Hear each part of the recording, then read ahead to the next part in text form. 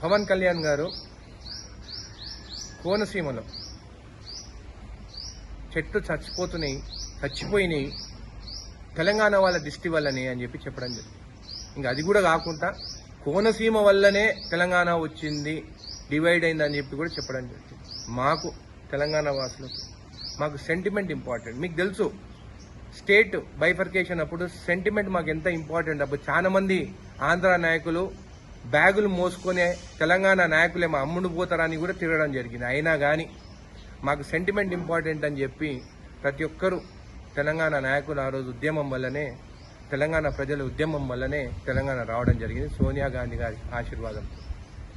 నేను మొన్న చెప్పడం జరిగింది క్షమాపణ చెప్పాలని చెప్పి, కానీ ఈ రోజు వరకు అసలు స్పందించడం కూడా లేదు పవన్ కళ్యాణ్ గారు.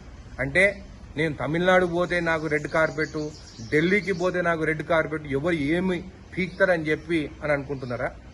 నేను ఈరోజు జడ్చర్ల నియోజకవర్గం ఎమ్మెల్యేగా చెప్తున్నాను, నీ సినిమా నాకు వేరే ఎమ్మెల్యేల గురించి అయితే నాకు తెలియదు, సెంటిమెంట్ ఉన్నట్టు అయితే ఖచ్చితంగా దీని గురించి స్పందిస్తారు. జడ్చర్లలో మాత్రం నీ సినిమా ఆడదు.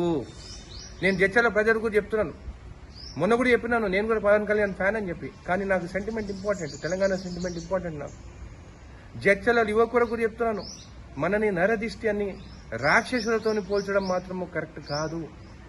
ఆయన క్షమాపణ చెప్పాల్సిందే. నేను కోమటిరెడ్డి వెంకటరెడ్డి గారు కూడా మాట్లాడడం జరిగింది, అన్న మనం కూడా మీరు కూడా అసెంబ్లీలో చెప్పడం జరిగింది టికెట్ రేట్లు పెంచను అని చెప్పి, కానీ పెంచినారు. అందుకే చునకంగా చూస్తున్నారు వాళ్ళు, ఆంధ్ర వాళ్ళు మన పైన.